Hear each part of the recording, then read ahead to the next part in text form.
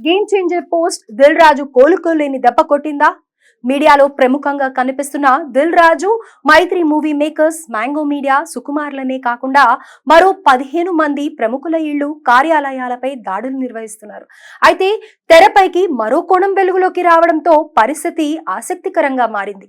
మంగళవారం తెల్లవారుజామున మొదలైన ఐటీ సోదాలు ఇంకా ముగియలేదు. 3 రోజుల నుండి ఐటీ అధికారులు సినీ పరిశ్రమకి చెందిన ప్రముఖ నిర్మాతలు, నిర్మాణ సంస్థలు, కార్యాలయాలు, ఇళ్లలో సోదాలు కొనసాగిస్తూనే ఉన్నారు. మీడియాలో ప్రముఖంగా కనిపిస్తున్న Dil Raju, Mythri movie makers, mango media, సుకుమార్లనే కాకుండా మరో 15 మంది ప్రముఖుల ఇళ్లలో, కార్యాలయాల్లో దాడి జరుపుతున్నారు. Dil Raju, Mythri movie makers, mango media, Sukumar పేర్లు మీడియాలో బలంగా వినిపిస్తున్నా మరికొందరు సినీ నిర్మాతలు, ఫైనాన్షియల్స్ పై దాడులు కొనసాగుతున్నాయి. అధికారులు సుదీర్ఘంగా నిర్మాణ సంస్థలకు చెందిన బ్యాంక్ అకౌంట్లు, స్థిరచర ఆస్తులను పరిశీలిస్తున్నారు.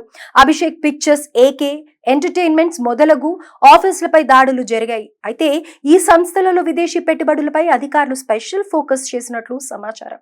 కాగా గురువారంతో సోదాలు ముగిసే అవకాశం ఉన్నట్లు సమాచారం. నిర్మాణ సంస్థల ఆదాయం, పన్ను చెల్లింపు మధ్య తేడా ఉన్నట్లు అధికారులు గుర్తించారు. పలు సంస్థలకు చెందిన వ్యాపార లావాదేవీల పత్రాలను స్వాధీనం చేసుకున్నారు. బ్యాంక్ లాకర్లను కూడా ఐటీ అధికారులు తనిఖీ చేస్తున్నారు. ఆర్థిక వ్యవహారాలకు సంబంధించిన పలు పత్రాలను ఐటీ అధికారులు పరిశీలిస్తున్నారు. ప్రాథమిక ఆధారాలతో కేసు నమోదు చేశాకే సోదాలు నిర్వహిస్తున్నారు.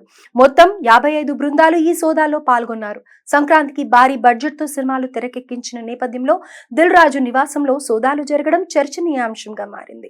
గేమ్ చేంజర్, సంక్రాంతికి వస్తున్నాం సినిమాల నిర్మాణానికి భారీగా వెచ్చించినట్లు చెబుతున్నారు.